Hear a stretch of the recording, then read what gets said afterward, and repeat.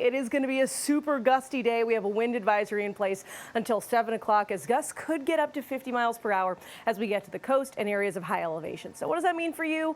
It's common sense stuff, right? Just be careful as you're heading out the door. If you drive a high profile vehicle, leave some extra time. And I would just say, take it easy out there. It's going to be just a little uncomfortable at times. On that note, another common sense thing is I wouldn't really be spending today on the water. We have gale warnings till 7 o'clock as well for the exact same reason, with our winds and our gusts being so high today. On that note, let's talk about the gusts at the moment.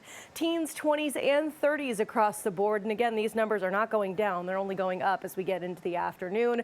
On that note, I just want to mention, by the way, Worcester, I don't know if you saw that, but it's 45 miles per hour. Perfect example as we look to some of those areas that are slightly higher in elevation, the numbers go up very quickly. Now, why do we have all this wind? Satellite and radar showing you that the storm that brought the rain, even a little rumble of thunder last night, that's way off into Atlantic Canada, hundreds of miles away.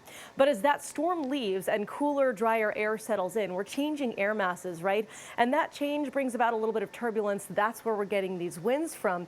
But considering the air is cooler and drier that's coming in, it's really calm looking outside. I mean, it's beautiful. We have some sunshine here on the Providence Skycam. Not a bad way to start the morning, aside from the wind anyway. Temperatures right now not far from where they should be. It's 45 degrees in Providence, 44 in Smithfield, 46 in Westerly and Newport, and 45 in New Bedford. Hour by hour forecast showing you that, yeah, the temperatures do go up back into the mid and upper 50s. Very similar to yesterday in terms of that feel. I will say, though, considering the wind, an extra layer is not a bad idea, as well as the sunglasses, by the way, as you get into the afternoon.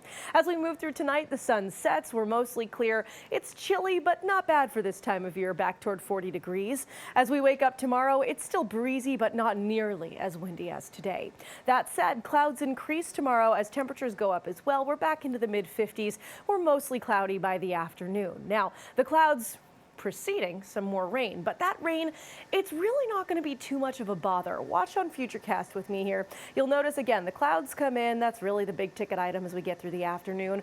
And once we get way past sunset, I'm talking 9, 10, 11 o'clock, we finally see some of that rain come through. It's going to be pretty short-lived, late Wednesday night and a couple showers lingering into early Thursday morning. But by the time we get to your morning commute, the rain's gone. It's just a few leftover clouds. That's why these chances of rain that we have this week, they're a little funky. They're a little deceptive almost, because while yes, we do technically have raindrops in the forecast, it's not like we're going to see a total washout any of those days. Even our next system, which arrives late Friday night, is very similar in that the rain is really departing as we get to the end of Saturday morning, leaving a dry afternoon.